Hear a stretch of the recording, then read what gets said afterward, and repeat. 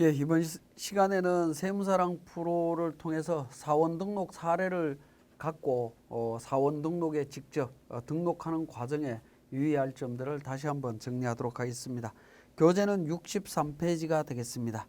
다음 자료를 이용하여 주식회사 한라의 연말정산에 필요한 사원 등록하시오라고 이제 나와 있습니다.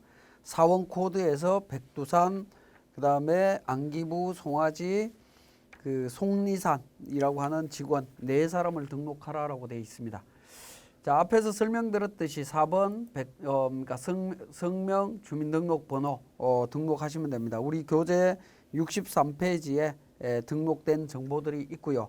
주민등록번호는 임의의 숫자로 제공이 되는 부분이고, 부양가족들에 대한 주민등록번호는 뒷자리가 없습니다. 그래서 우리 프로그램에 부양가족 명세서 등록할 때 임의의 숫자로 등록을 하다 보니까 오류로 나타나는 경우들이 많이 있습니다. 자, 그런 부분들은 오류가 아니다라는 가정하에서 그냥 진행하도록 하겠습니다. 원래 주민등록번호를 입력할 때는 정확한 주민등록번호를 입력을 하셔야 됩니다. 자, 일단 사원 코드 1001번 백두산.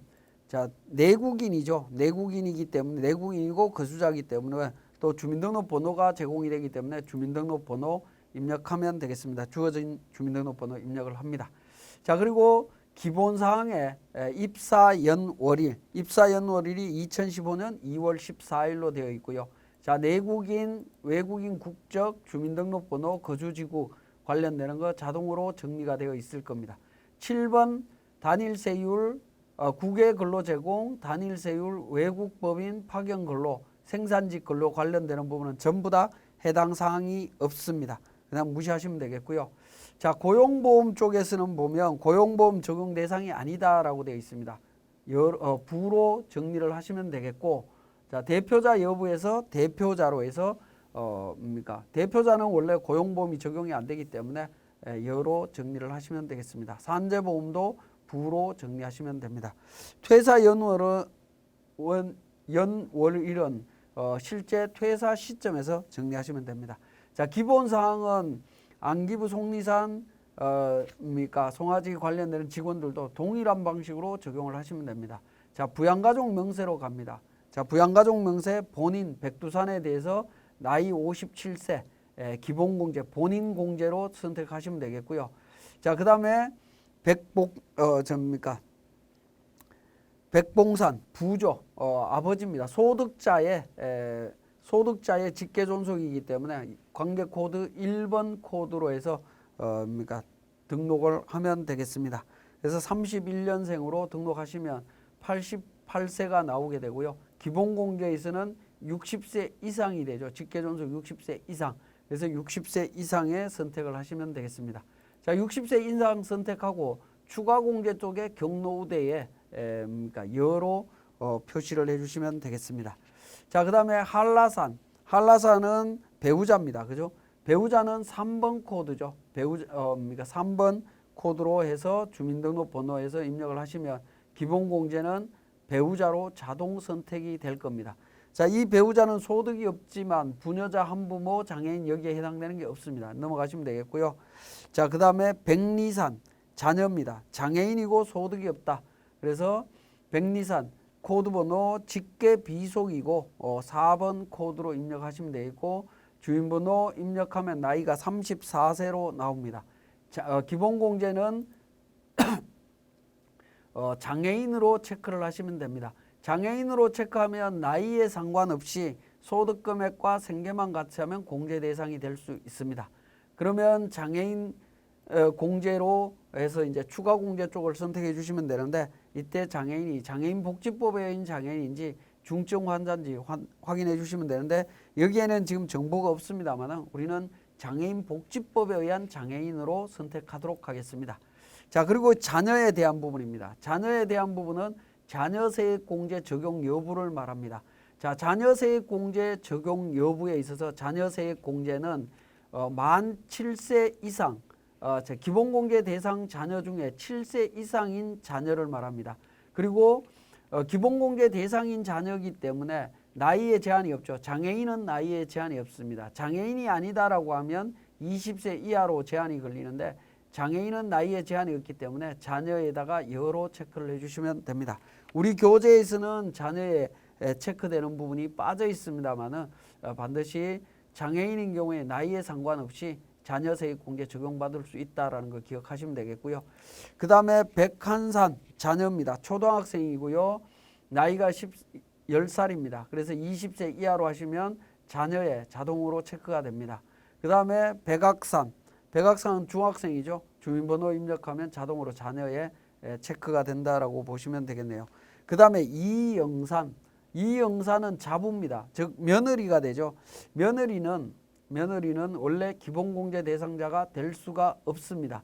없지만 직계 비속 이외에 자녀나 입양자 이외에 그러니까 기본공제 대상자는 5번 코드로 하시면 됩니다. 직계 비속 5번 코드로 해서 등록을 하시는데 기본공제인은 장애인으로 표시해 주시고 장애인 관련되는 정보 등록하시면 됩니다. 등록하시는데 이 직계 비속인 자녀가 아닌 직계 비속은 자녀 세액 공제를 적용할 수 없다라는 점도 기억하시면 되겠습니다. 자, 이렇게 이제 백두산 직원의 기본공제, 부양가족 공제 사항 등록했습니다. 그리고 추가 사항 쪽에서 소득세 적용률 100% 적용한다라고 되어 있습니다. 그래서 12번에 소득세 관련되는 부분 100% 적용하시면 되겠습니다. 자, 두 번째 직원인 안기부 직원입니다. 안기부 직원 기본사항에 등록하는 방법은 앞에 설명드렸던 백두산 직원과 동일합니다. 동일한데, 자, 이 직원 같은 경우에 그러니까 생산부서에 근무한다라는 겁니다. 생산직 근로자에 해당이 되죠. 그러니까 10번에 기본사항 10번에 생산직 여부에 여로 체크를 하시고요. 연장 근로 비과세 관련되는 부분 1번 여로 체크를 합니다. 그러면 240만 원 관련해서 비과세가 될 수 있고 직전 연도 총급여 4,624만 원 이거 그러니까 직접 입력을 하셔도 되고 우리 세무사랑 프로를 통해서 계속 관리하고 있는 직원 같은 경우에는 F8번 부양가족 불러오기 옆에 보시면 역삼각표가 있습니다.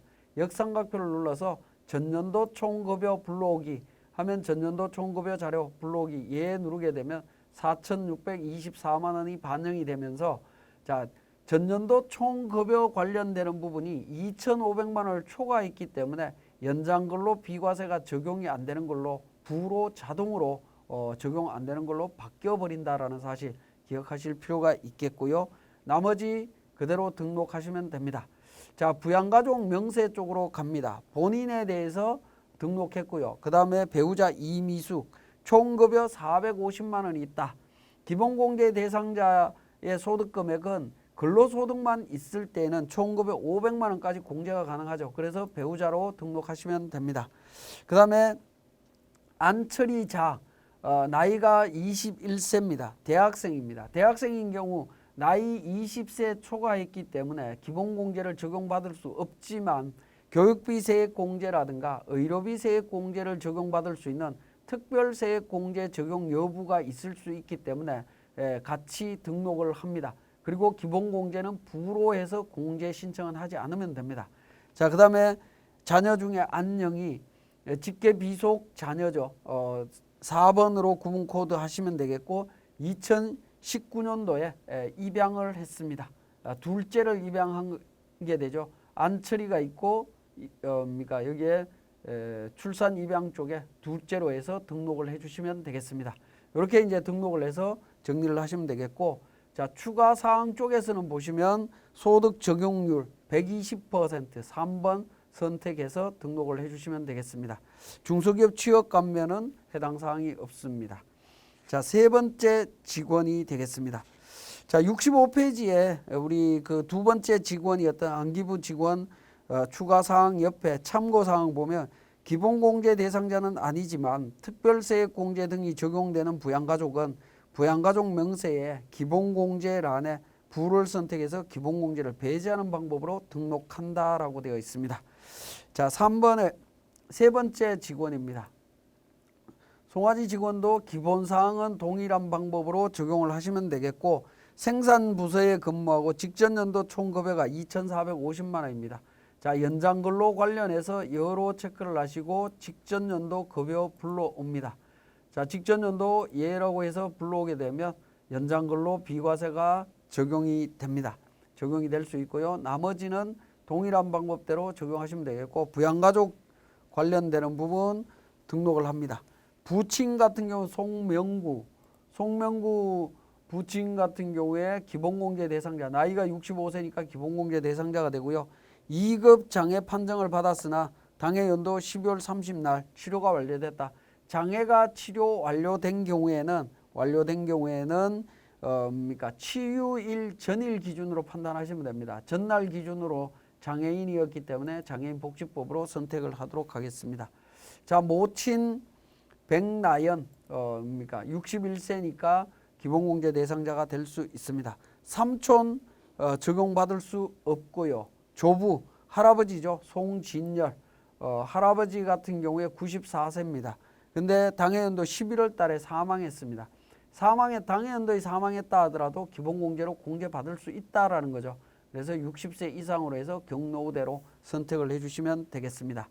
자, 이 경우에도 우리 교재 추가 사항을 보시면 그러니까 등록 여부에서 소득 적용률 80%로 선택되어 있습니다. 80% 선택해서 적용해 주시면 되겠고, 66페이지의 참고사항에 보시면 전년도 총급여 정보는 상단 툴바에 F8 부양가족 불러오기에 Shift F8 전년도 총급여를 클릭해서 반영을 해주시면 되겠습니다. 자, 네 번째 직원인 속리산 직원입니다. 기본사항 동일한 방법대로 적용을 해주시면 됩니다. 자, 여기는 이제 생산직이 아니라 관리부서이기 때문에 생산직 비과세 여부 해당 사항 없습니다. 등록해 주시면 되겠고, 부양가족 명세입니다. 부양가족은 본인 혼자만 있습니다. 그래서 본인 공제만 적용을 하시면 되겠고, 본인이 나이가 31세이기 때문에 그러니까 중소기업 취업자 감면이 적용이 될 수 있습니다. 취업 일자가 18년도죠. 18년도로 가서 적용을 해주시면 됩니다. 추가사항 쪽에서 중소기업 취업자 여부에서 여로 선택을 하시고 31세 2018년 5월 10일부터 5년 동안 90% 감면하겠다. 감면액은 감면 입력은 1번 급여 입력과 연말 입력을 구분해서 적용을 하시면 되겠고, 소득세 적용률은 선택하지 않으면 기본적으로 100%가 적용이 된다라고 보시면 되겠습니다. 자, 지금까지 우리 사원 등록과 관련해서 우리 교재 63페이지에 있는 사례를 통해서 정리를 했습니다.